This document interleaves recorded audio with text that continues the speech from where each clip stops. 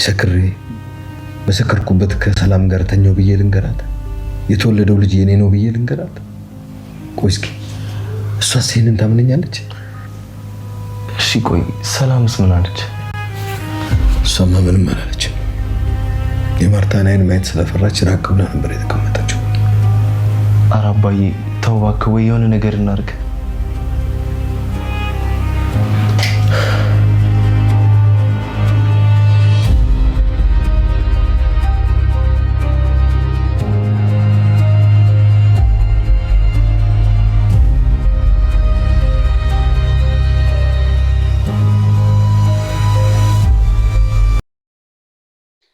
እሺኛውን ለማን እንዘን? የምሬም ለማን እንዘን? ለደረጀ፣ ለማርታ ወይስ ለሁላቸው? ዩ ጋይስ እንደምን አላችሁ? በያላችሁ በሰላማችሁ ይብዛ እያልኩኝ እንግዲህ በዛሬው በዳጣ ድራማ በአዲስ ክፍል መጥቻለሁ ማለት ነው። እንግዲህ በባለፈው ክፍል እንዳያችሁት ቀጠሮ ላይ ነበሩ። ሰላምና ደረጀን ወደ ሆስፒታል ይዛ ለመሄድ ማርታ ዝግጁ እንዲሆኑ ማስጠንቀቂያ ሰጥታቸው ነበረ። እንግዲህ እናም እንግዲህ ሁለታቸውም እንግዲህ እሺ ብለው ነበረ። ነገር ግን መጀመሪያ ደረጃ አልሰማም ነበረ። ግን ደረጃ ከሌላ ሰው ሰምቶ እሄዳለሁ ምንም አማራጭ እንደሌለው ስላወቀ እሺ እሄዳለሁ፣ ችግር የለብኝም። የመጨረሻው ፓርት ላይ ደርሷል። ምንም ማድረግ ምንም ሌላ ክሬት መፈጸም እንደማይፈልግ ተናገረ ማለት ነው። ደረጀ እንግዲህ እና ብላ በአብጌል አስጠርተዋለች ማለት ነው። እንግዲህ በአብጌል አስጠርተው ሲሄድ ማለት ነው እንግዲህ ልትጠቀሙ አልፈለገችም፣ ልታናግረውም አልፈለገችም። እሷ ልትለው የፈለገችው አንድ ነገር ብቻ ነው። እንግዲህ ሆስፒታል እንድትሄድ ነገ ቀጠሮ አለብኝ 4 ሰዓት ላይ እንድንገናኝ ብለዋለች ማለት ነው። እንግዲህ ሂደው ቀጠሯቸውን ሰጥተው ማሚን አሻራቸውን ሰጥተው መጥተዋል ማለት ነው። አሻራው እንግዲህ በ3 ቀን ነው የሚታወቀው የሰው ልጅ መሆኑን አለመሆኑን። እንግዲህ ሰላምንም ደውላ ዳጣ ጠይቃት ነበረ። እንዴት ሆናችሁ እንዴት ሰጥሽ ወይ ምናምን ስለታው ምን ሰጠዋለሁ፣ ግን ከማየ ፊት ለፊት ቆምሽ ወይ አይንሽ በሙሉ አይንሽ አየሻት ወይ ምናምን ስትላት ያው ምንም ማድረግ አልችልም፣ እኔ ከሷ አጠገብ አይደለሁም ርቄ የተቀመጥኩት። አየቻት አላየቻት ምን ለውጥ አለ? ምን ሆነ? ህመሟን አትመልስላት ያማገጠችው ባሏ እንደገና መልሳ ትዳሯን አትመልስላት፣ ሰላሟን አትሰጣት፣ ምን ታደርግላታለች? አየቻት አላየቻት ዞሮ እንግዲህ ሁላቸው በጣም ተጨንቀዋል ማለት ነው። ናታና ዳጣማ የሆነ መላ መፈለግ አለብን፣ ለአብጌል ነገርየውን ሳንናገር ግን እንድትረዳን ማድረግ አለብን፣ እንዴት ነው ነገሩን ሳታውቅ የምትረዳን ምናምን እያለችው ነበር ማለት ነው። እንግዲህ አብጌልን ነገርየውን ሳታውቅ እንድትረዳቸው ጥያቄ አቅርበውላታል። እኔ ግን ምን አረጋለሁ ነገሩን ሳላውቅ ለምንድን ነው የምረዳችሁ? እንዴት ነው የማረገው ምናምን እያለቻቸው ነበረ። ያው ችግር የለውም ለቤተሰቦቻችን ስንል ነው ነገሩን። አባዬ እንዳታውቂ ፈልጓል አይደል? እንዳካሱ ሲፈልግ እሱ ይነግርሻል፣ እኛ እናውቃለን።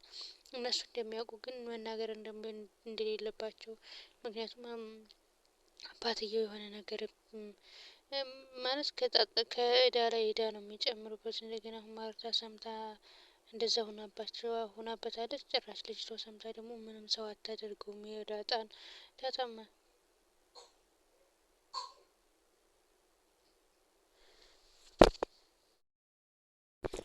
ዳጣ ማለች እንግዲህ በባለፈው እኔን ራሱ ስሰማ አባዬ ምን ልታደርገው እንደደረሰች አይቻለሁ። ስለዚህ ነገር መደገም የለበትም መስማትም የለባትም። ግን ምን አይነት መፍትሄ እንደምንፈልግ ብቻ እንታምጣ ምናምን ስትለው ለናታን እሺ ብሎ እንግዲህ ዳጣ ማን ነው አብጌልን ለማሳመን ሞክረዋል ማለት ነው። አብጌልም እንግዲህ በማታውቀው ነገር እንደሆነ ብታቅም አባቷን ለመርዳት እስከሆነ ድረስ እሺ ብላ ተስማምታለች። እሷን የሚጎዳ ነገር ስላልሆነ እሺ ብላ ተስማምታለች። እንግዲህ ሁላቸውም ለቤተሰቦቻችን ብለው ቃል ተገባብተዋል። ምን ሊያደርጉ እንደሆነ እንግዲህ አላወቅንም። እንግዲህ ደረጀም በጣም ሀዘን ላይ ነው። ምክንያቱም ማርታ እህል ከበላች በጣም 3 ቀን 2 ቀን ሆኗታል ማለት ነው። እንግዲህ የውጤቱን ካላወቀች ይቅርት መብላት እንደማፈልግ ይሁን ምን ይሁን ብቻ አናቅም። ቤቱ ምስቅልቅል ወጥቷል። ደረጀም ወደ ቤቱ መመለስ ያስጠላዋል፣ ወደ ቤት መግባቱ ያስጠላዋል። እንግዲህ ማርታም ማነው ስሟ ዳጣም እንግዲህ ለሰላም ደውላ ማስጠንቀቂያ በጣም ሰታት ነበረ። ግን ሰላም የምትሰማ ጉድ አይደለችም። ምክንያቱም አሁንም እንደዚሁ ስግጥ እንዳለች ነው። እኔ አክስቴን ሰልችቻታለሁኝ፣ ስለዚህ መምጣት አለብኝ፣ እዛ ቤት ነው መኖረው፣ እመጣለሁ ምን ችግር አለው ታዲያ? አክስትሽን ከሰለችሻት እንደ አንቺ አይደብርሽም እንዴ? ከማደሙ ማድረግሽ የተሳሳሽውን ስህተት ካለ ማድረግሽ ሳያንስ እንዴት ነው እዛ ቤት መተሽ አብረሽ የምንኖረው? ኧረ ይደብራል፣ ይደብራል የምር። እኔ እዚህ ቤት ከመጣሽ እኔ አንቺ እንደመጣሽ ውልቅ ብዬ እንደመጠፋ ወቂ ስትላት እኔ ለእናትነት መስዋዕት የከፈልኩት ካነሰብሽ ሂጂ ጠፍተሽ ጠብቂኝ ምናምን አለቻት ማለት ነው። ምክንያቱም ያው በጣም ተቀይራለች። ሰላም ሰው እኮ እንዳስቀመጡት አይገኝም የምር። ብቻ ከባድ ነው፣ ከባድ ውስጥ ናቸው፣ ከባድ ጭንቀት፣ በከባድ ሀዘን ውስጥ ናቸው። ምክንያቱም እንዴት ነው አሁን ሰላም እዛ ቤት መታ መኖር የምችለው? እንዴት ነው ማለት ሞቷን ነው የምትመርጠው? እሺ ከሰለቸች እንበላ ማትሽ ማነው ምራት ማይ ገዳ አክስትሽ።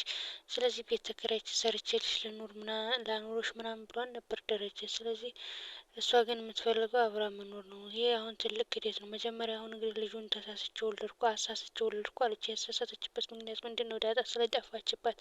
ሰው ዳጣ ተገኘች። ዳጣ ከተገኘች በኋላ ምንድን ነው እንትን የሚላት ለልጆቹ እንደሆነ ደረጀ እንግዲህ አያንስም ማለት ምንም ማድረግ አያቅተውም።